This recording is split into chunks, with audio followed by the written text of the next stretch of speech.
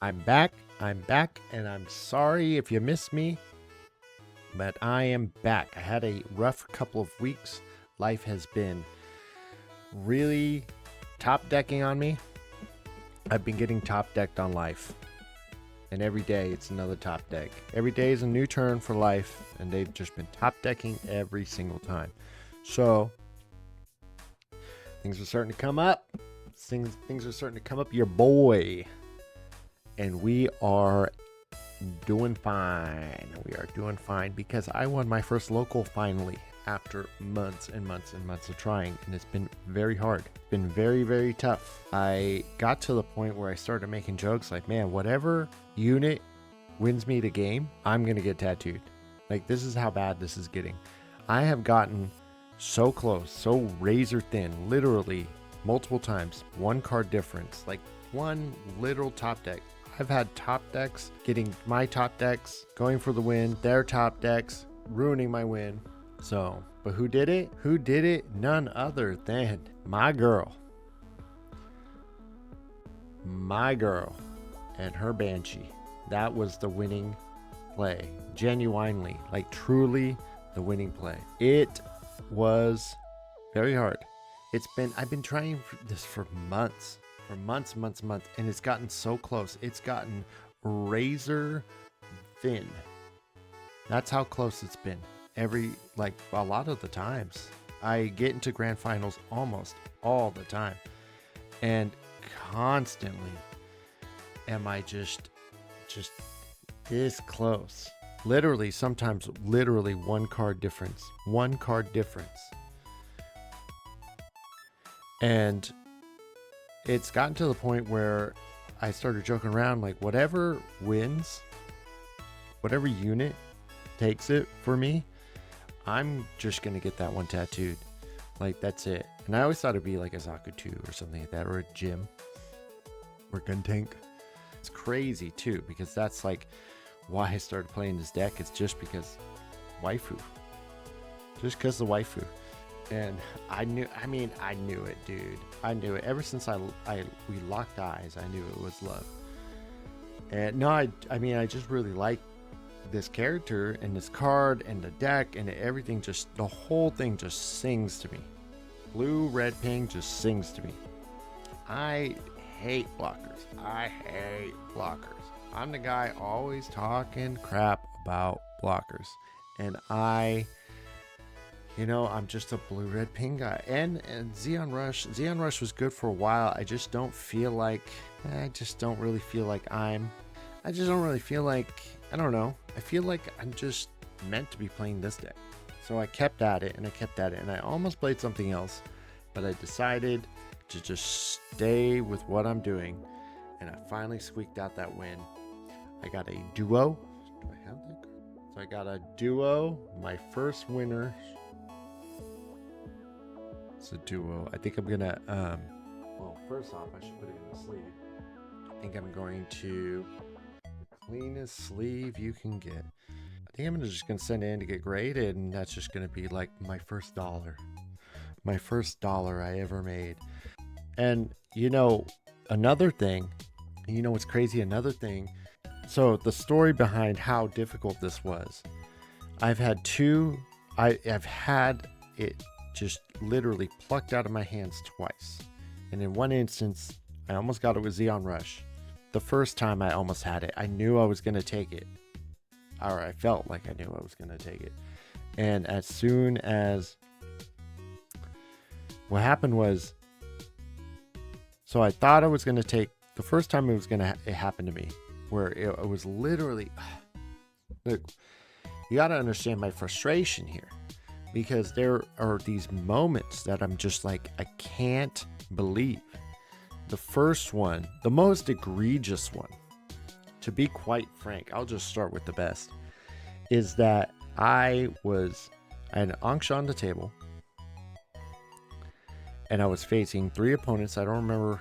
It was a mirror match, and I had 3 shields. Or 2 shields or something like that. I had to either stabilize the board immediately and or take their shields. So here's the map. I have one Angsha and they have one shield. And they have 3 units and I have maybe like 2 or 3 shields. So nothing like next turn I'm dead. I have to do this now. I have an Amuro in my hand. The other card is like a gun tank. And I'm like, man, I just need to top deck the Link. If I top deck the Link, it's over. I'm good. I'm gonna go crazy. And I pull the card, draw a card for turn, and it's Grandpa Gundam. And I'm like, oh my god, I got this. The heart of the cards. I have the heart of the cards. I really, it's real. It's real. And then, so I go, okay, don't get too excited. Don't get too excited. He's got 1 shield left. So I swing for the Angsha. There's only 1 card that's going to ruin my day, and it's a base. And I swing for the Angsha, and lo and behold, it's a base. And I'm like, my God. I was like, literally, if it was anything else, it could have been anything else. Anything else. In the whole world. But it was that. It could have been anything else.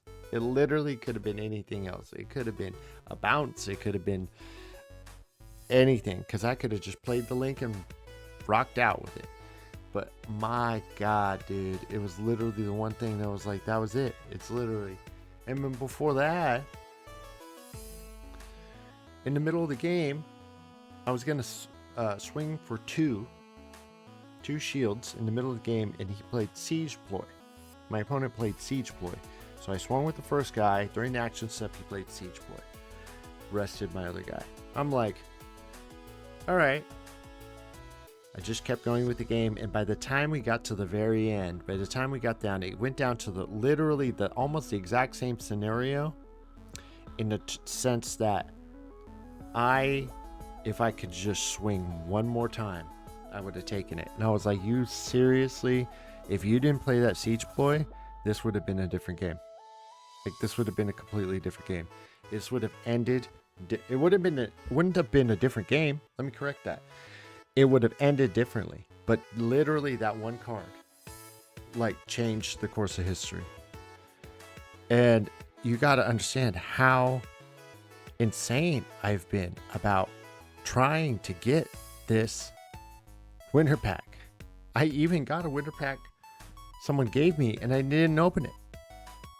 I have it, and it's still packaged, and I didn't open it because I didn't get it the way I wanted to. I want to get it from winning. So that's what I have. I have this card. This is my prize for friggin' winning.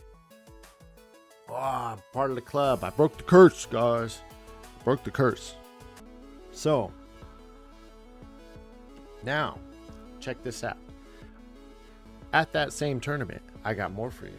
At that same tournament, what happens is I see the guy putting the Gundam packs away, and I'm like, those are from the box. They only had a box left. They cracked them for prizes, and now they have like a bunch of packs left. No one cracked any LR pluses, so I have a really good shot. I'm pretty positive that I have a really good shot. And I looked at the guy and I said, hey, I was looking to buy some Gundam packs. Can I buy some? And he said, yeah. I was like, well, how much are they? The guy's like, oh, I don't know. So he looks over to the guy. Keep in mind, packs are typically like $8. This is what I'm expecting. They're like $7.99 or $8.99. Like some bizarre pricing. They're either $7.99 or they're $8.99. That's the market. So, but I'm expecting that. I'm used to that. Everywhere I've been to has sold it for that. And he goes over to the guy and says, hey, he yells across the hallway, how much are the Gundam packs? The guy's like, I don't know, 5? And he's like, 5. So, guy looks over at me, he's like, guess they're 5. And I say, well, I mean, if they're 5, I wanted to spend like $50. Can I get 10? He's like, sure. And I'm trying to, because this is like a super cheap price for packs. And I'm like, well, how many are left? He's like, 5. You got 10. There's 15 total, so 5. I was like, honestly, that's my budget. My top out. That's what I had in my Venmo, which is 75. I was like, honestly, I'll just take the rest. I mean, if you'll sell them to me, is there a sell limit? He goes, hey, is there a sell limit? No. I was like, fuck it, I'll take them all, dude. So $75, 15 packs. I mean, that's fucking phenomenal. That's phenomenal. That's better than any price I've ever paid. And they're just so hard to get. It's just what you have to do. You have to pay at least $7 to $8 a pack. And I have blisters too that I got from the card show that I was able to talk down to about $7. I have a box I was able to talk down to about $7.50 a pack. And we needled that. Well, what about $7 a pack? What about $6.75 a pack? What about $7 a pack? And so what about $7.75? And we needled it down to around $7.50, where it's like, fine, I'll take it, but only if it's a box, only if it's still sealed. Okay, boom. And you know, I can't get people to budge on $5. I was like, can you sell it to me for $160? They're like, nope, $175. What about $165? Nope, $175. I was like, you're really gonna nick and dime on $5, dude? So, but I mean that's haggling. I'm not mad at it. It's more like me telling you that I'm not mad at it. I accept it.